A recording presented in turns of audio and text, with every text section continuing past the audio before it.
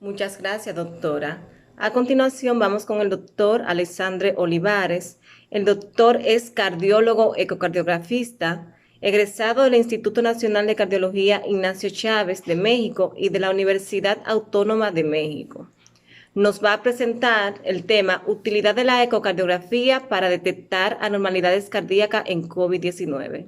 Bienvenido, doctor. Buenas noches, soy el doctor Alexander Olivares Reyes.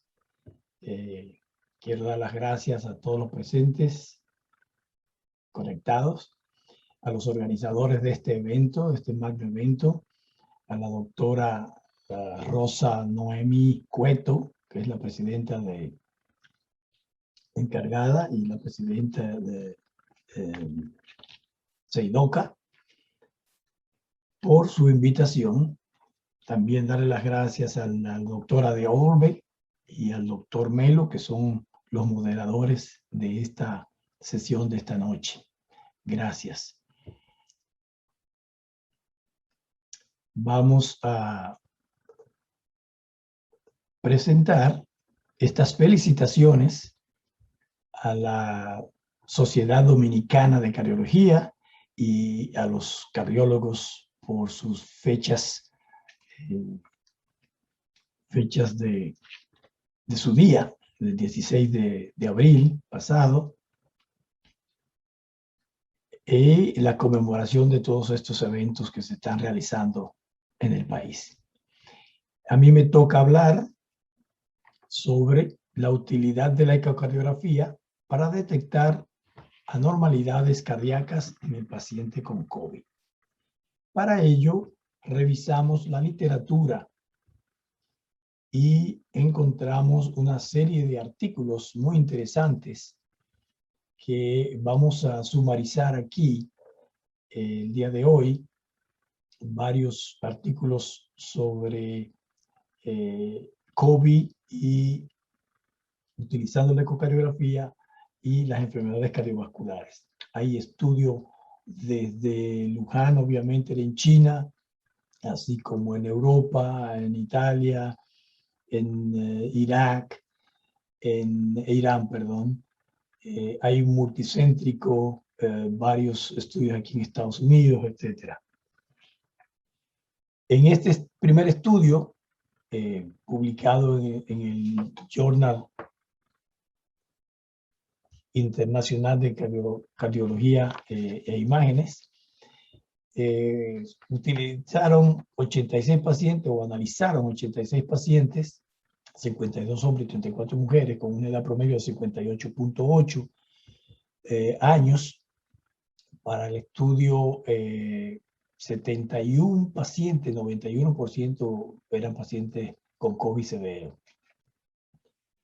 Sobre la comorbilidad, lo que ya sabemos, que se repite día tras día, la hipertensión arterial, la diabetes mellitus y la enfermedad coronaria son las que predominan en estos pacientes con COVID en estado delicado, vamos a decirlo así, para no decir graves o complicados.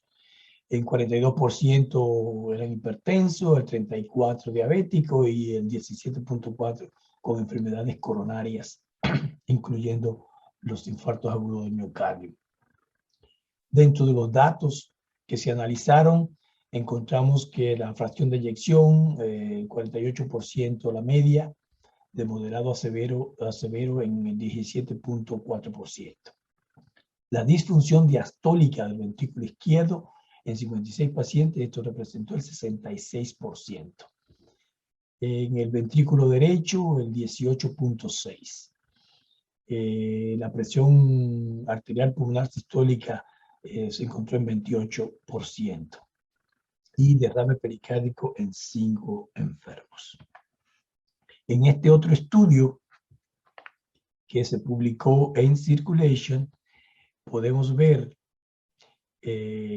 utilizando nuevamente pacientes con COVID y ecocardiografía, donde el eco fue normal en 32% de los casos. En el 39%, a mi izquierda, el ventrículo derecho estaba dilatado o con disfunción. La función ventricular izquierda diastólica, aquí en este lado, en el orange o en naranja, en un 16%. Y la función sistólica del ventrículo izquierdo en 10 pacientes. Hubo 3 pacientes con enfermedades valvulares. En este otro paciente se estudió la indicación para el ecocardiograma y se encontró lo siguiente, que en 29 pacientes, por ejemplo, la evaluación hemodinámica fue la indicación para el estudio. Y a ver cómo está hemodinámicamente estos pacientes y los que estaban en estado de shock o que requerían tratamiento de volumen, etc. En el 46%, los eventos cardiovasculares mayores, como los pacientes con insuficiencia cardíaca importante, con miocardiopatías o miocarditis, embolismos pulmonares o síndrome coronario agudo, para los pacientes que tenían marcadores como o biomarcadores como la troponina, etc. Vean ustedes que en estos pacientes, en estos dos grupos de pacientes, el 75% de ellos presentaba algún trastorno cardiovascular o hemodinámico. En el otro 25% se trataba de pacientes con historia cardíaca, con arritmias, con enfermedad vascular cerebral, con vegetaciones y otro tipo de alteraciones menores. En esta diapositiva muy cargada, es un estudio interesante, global, de evaluación ecocardiográfica global en pacientes con COVID. Esto está publicado en la revista europea de cardiología. Es el estudio más grande que se ha publicado. Es un multicéntrico en donde incluyeron a 69 o participaron 69 países y de los 6 continentes. Un total de 1.216 pacientes con una edad media de 62 años y el 70% eran hombres. Dentro de los hallazgos pueden ver como 549, o sea, el 45%, el eco fue normal o no se encontró ninguna patología que se pudiera considerar. En el 55%, es decir, 667 pacientes, sí hubo anomalías en el eco. En 39 pacientes, el ventrículo izquierdo estuvo afectado y en 33% el ventrículo derecho. La disfunción ventricular severa ocurrió en el 15%, es decir, en 182 enfermos o pacientes. 35 pacientes se detectó o se hizo el diagnóstico de miocarditis y en 19 hubo diagnóstico de Takotsubo o cardiopatía por estrés. Pero importantemente en este estudio también se concluye que en el 33% el ecocardiograma modificó el tratamiento de estos pacientes. O sea, que esto es importante porque no solamente se trataba de buscar anormalidades cardíacas, sino que también coadyuvó al manejo de estos enfermos, al tratamiento de estos enfermos. Muy interesante este estudio. Lo mismo, aquí es el mismo estudio, en donde el ventrículo izquierdo fue analizado, separado por ligero, 138, moderado, en 66, y severo, en 67. La dilatación del ventrículo izquierdo ocurrió en 66 pacientes. Del lado derecho vemos cómo hubo 36 nuevos infartos del miocardio, miocarditis en 35 y el Takotsubo otra vez en 19 pacientes. Mientras que en el ventrículo derecho anormal fueron 185 enfermos, ligero a moderado en 92 y severo en 41. El ventrículo ventrículo derecho dilatado en 181 enfermos.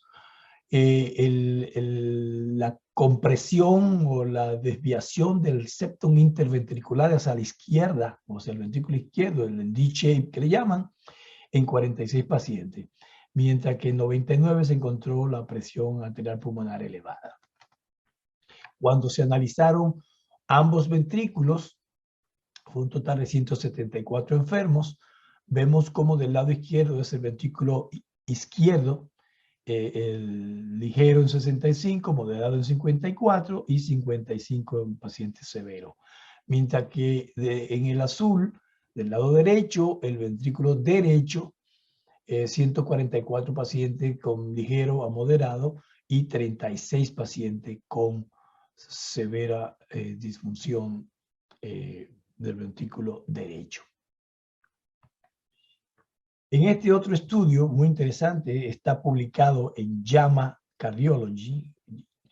Este estudio analizó la mortalidad de estos pacientes con COVID y los hallazgos son sumamente interesantes. Vean ustedes en esta gráfica, cuando estos pacientes tenían enfermedad cardiovascular y tenían elevada la troponina, la mortalidad era de 69, fue de 69.44. Pero si estos pacientes no tenían enfermedad cardiovascular, pero sí tenían las troponinas elevadas, la mortalidad descendió a 37.5 o 50, casi la mitad de la anterior.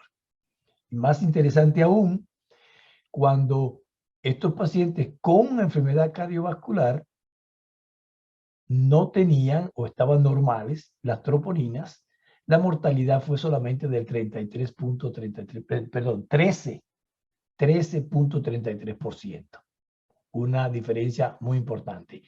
Y para terminar, con pacientes sin enfermedad cardiovascular y sin troponinas elevadas, vean la mortalidad, 7.62. O sea, una diferencia garrafal entre este paciente con ambas cosas, enfermedad cardiovascular y troponina, y pacientes que no tienen ninguna de las dos, un 7.62. Eso es estadísticamente significativo y esto nos conlleva a concluir de que definitivamente el hecho de tener enfermedad cardiovascular y si a esto le agregamos daño miocárdico directo o agudo a través del coronavirus, entonces tenemos un pronóstico importante y severo en estos pacientes.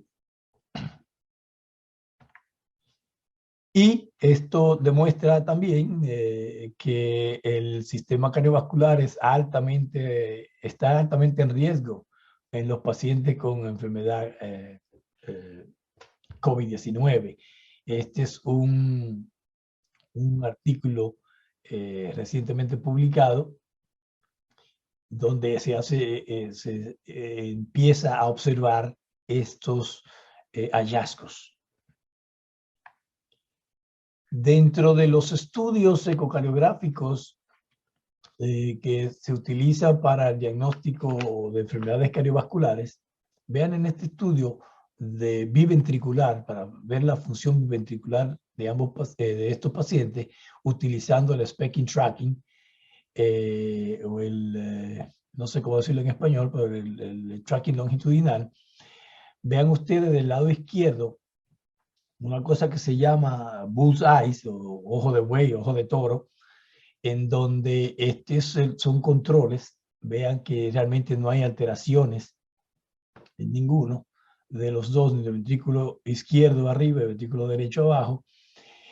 Cuando es moderadamente o no severo, también no hay mayores cambios ni en ventrículo izquierdo ni en derecho, pero en contraste, cuando es severo o cuando los pacientes están en estado severo de compromiso importante, se puede observar los cambios a través de este estudio, tanto en ventrículo izquierdo como en ventrículo derecho. Es decir, que es útil este método para diferenciar entre los pacientes que están severamente enfermos desde el punto de vista cardiovascular o afectados y los que no.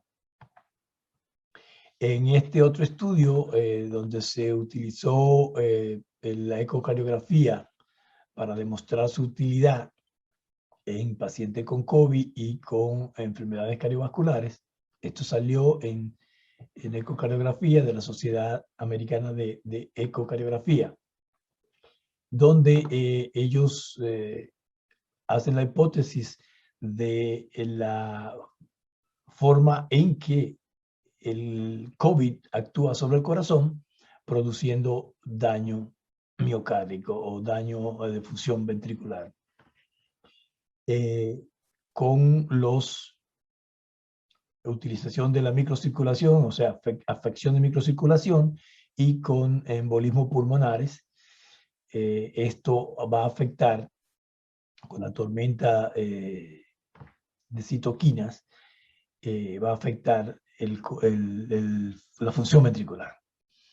Cuando la hipoxemia producida por ejemplo, en casos produce cor pulmonar agudo, en donde el ventrículo derecho está dilatado y está con disfunción, contribuye también a lesionar la función cardíaca. Y directamente, cuando el sistema inmune innato ataca al miocito o al miocardio, esto produce daño, y es cuando las troponinas se elevan y podemos tener como marcadores de cuando hay daño miocárdico. Esto produce dilatación y disminución contráctil del ventrículo izquierdo, provocando también insuficiencia cardíaca. O sea, diferentes mecanismos para hacer daño al sistema funcional cardiovascular. Utilizando obviamente la ecocardiografía básica, utilizando el strain, y esto conlleva a un diagnóstico más temprano, a la estratificación de riesgos, al monitoreo hemodinámico de estos enfermos, y también a ver el manejo y la evolución en el tratamiento que se le aplica a estos pacientes. El mismo estudio también nos marca los tipos de diferentes protocolos y guías que debemos seguir para el ventrículo derecho, el ventrículo izquierdo, qué estructura o qué función debemos señalar para hacer los diagnósticos. Casi todos los laboratorios hoy en día de ecocardiografía pues manejan estos datos, que son los publicados por las guías de la Asociación Americana de Ecocardiografía y la Asociación Europea de Cardiología y Ecocardiografía. Y en pacientes de ventrículo derecho, con función de ventrículo derecho y dilatación, vemos cómo utilizamos el TAPSE, por ejemplo, para la función, cómo vemos la dilatación de la cavidad, y también podemos utilizar las dimensiones y la función de spectrum tracking en estos enfermos. En el embolismo pulmonar agudo también utilizamos estas guías para poder hacer el diagnóstico, incluyendo el famoso signo de McCorn. Este se presenta cuando está presente, es muy sugestivo de embolismo pulmonar. Cuando el ventrículo izquierdo lo tratamos no solamente para la función diastólica, sino también para la sistólica, todos estos parámetros tienen que ser cuantificados, medidos, y podemos ver las alteraciones, dilatación del ventrículo, anormalidad en la contractilidad, la función de eyección baja, etcétera. Esto ya dijimos que el strain longitudinal, o por el método de Simpson, etc. Cuando hay miocardiopatía o miocarditis aguda, también hay algunas alteraciones del ventrículo izquierdo en la movilidad de la pared, en la dilatación de la cavidad. La función ventricular puede estar también alterada o normal. Y lo mismo los parámetros. Puede haber derrame pericárdico, ¿verdad? Y utilizamos nuevamente el strain longitudinal y también el TDS.